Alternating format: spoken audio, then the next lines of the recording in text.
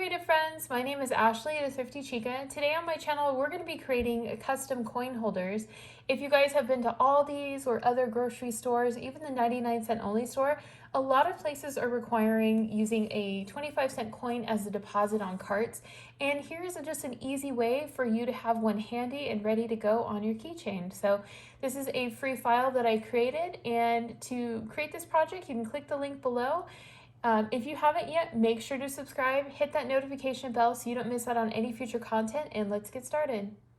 Hey guys, so for this project we're going to be using a sheet of Cricut faux leather, and this is nice because it's durable but very thin, so it's really easy to cut through and you get some really beautiful colors.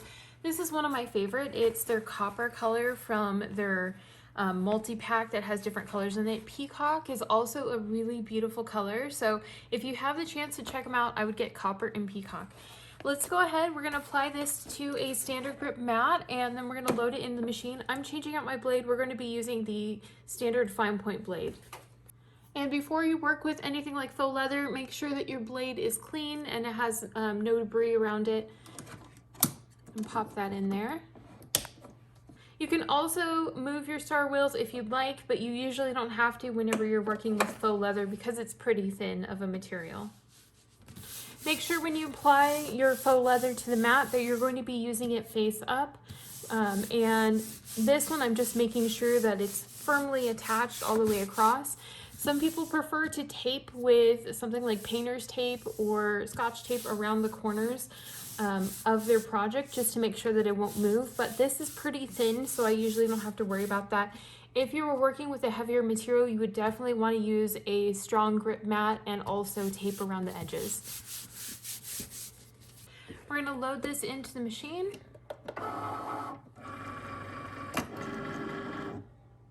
And let it get started cutting for us.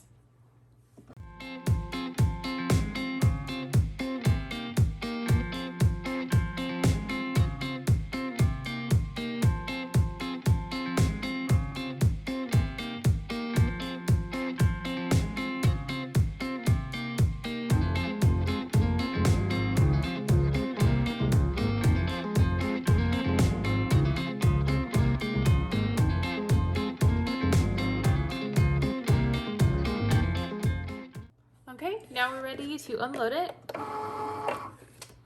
And something I really love about working with the Cricut faux leather is you can see how well the project comes out. So when I've worked with other types of faux leather, I've always found it a little bit more difficult to get such a beautiful, clean result. So I really love how you get the same kind of consistency every time that you use the Cricut brand.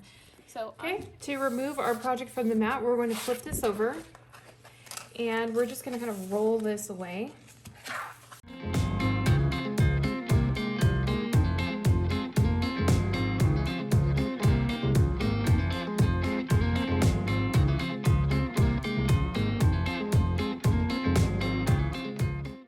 We'll have to make sure to remove those extra pieces, and all of these pieces should come free. We'll have a little bit of scraps left over, so you can always save some of these pieces to create something else with. Maybe some earrings would look really cute with that little piece there.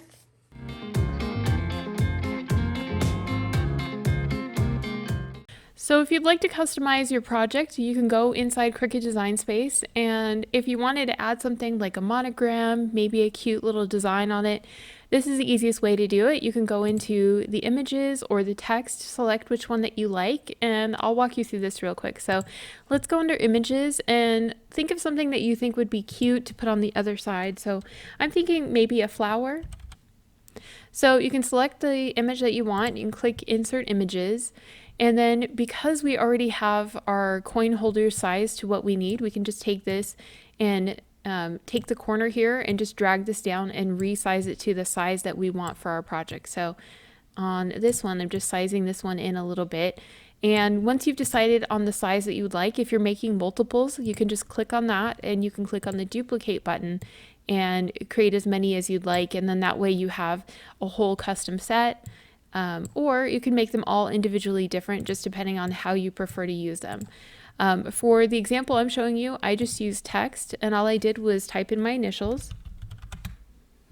And then what I did is I went up to the top here where it says font, and you can kind of scroll through here and see if something hits you for styles. If you have a Cricut Access membership, you'll have access to over 500 different fonts to play around with. There are also free websites that have different types of fonts if you wanted to check them out as well, that you can upload. I do have a video I will link for you guys, so that way in case you're not sure how to upload a font, you can go ahead and upload a font as well. So I'm going to choose this one, which is Don Juan, and I think this one turns out really well. And the same thing goes with this. You can just take this and adjust the sizing to where you like. And then when you're happy with that, when you go on the Make It screen, what it will do is it'll take you to the section that you're going to cut with all of the little details.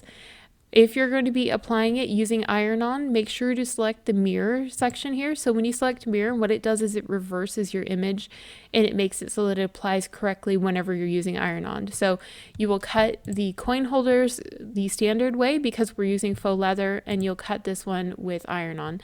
So when you go ahead and click which material you're using, just make sure that you're selecting this one as faux leather, and for this material you'll be selecting with iron-on.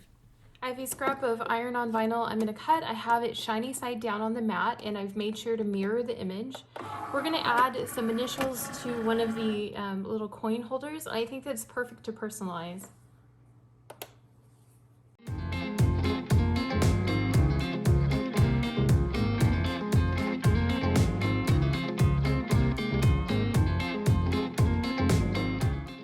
So we have our project here, and I'm just going to work from the corner.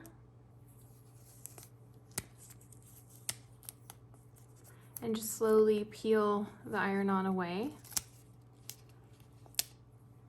And I'm just going to use my tool to lift this piece up. Now we can see I have my initials on here. I'm ready to add this to our project, so I'm going to break out my EasyPress mat and my mini EasyPress, and we're going to go ahead and adhere it. So I have my EasyPress Mini set up, and I have it set to low. If you check out the Cricut heat guide, it'll give you the exact temperatures and directions for how long this takes. According to the heat guide, since I'm using the everyday iron-on, it'll be preheating the project for 5 seconds and applying this for 30 seconds with light pressure and constant movement. I'm going to set this aside and we'll let this heat up. Okay, so we're going to take our project, we're going to preheat this for 5 seconds with constant movement and light pressure. We're just going to move this around. Okay, we'll make sure that our decal is centered over our project here, and what we're going to do is just apply light pressure and constant movement for 30 seconds.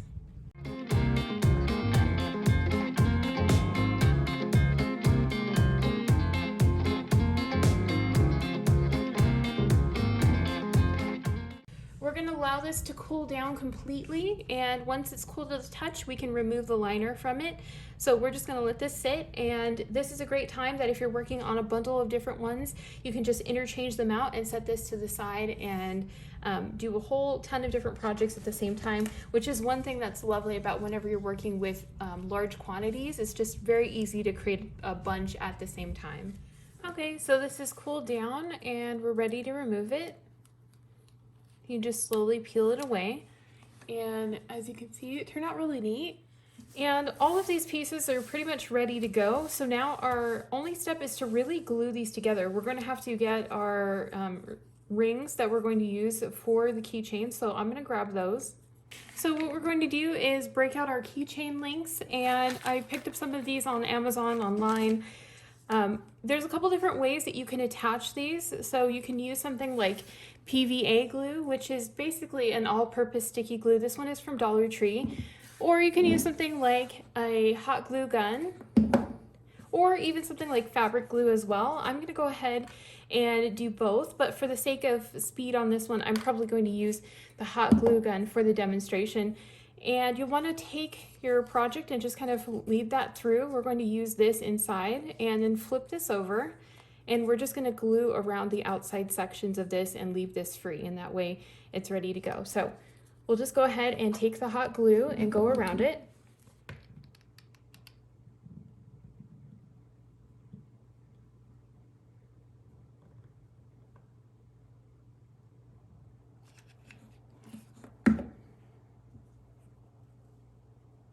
Just make sure to line everything up.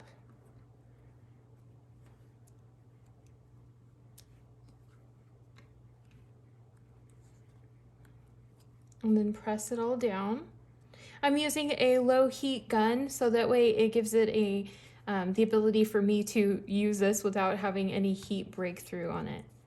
If you use something like a fabric glue or PVA glue, it will take longer to dry, so that's just something to keep in mind. But it will probably give you longer lasting results, especially if you're in heat. In Arizona, something like hot glue would be more likely to melt, so it's just something to keep in mind. And then once it's ready, you can just take your coin and just slide it right in there and it's ready to go. So that's something that I love about this, is how easy it is to keep a coin handy, and it doesn't take up very much space and it looks nice. So what do you guys think of this finished project? Is this something that you're going to create for maybe your small business or for gifts or even for yourself? If this helped you, make sure to leave a comment below and let me know, and give this video a thumbs up, and that way I know that you enjoyed it. I hope you're having a wonderful day, and I'll see you guys later.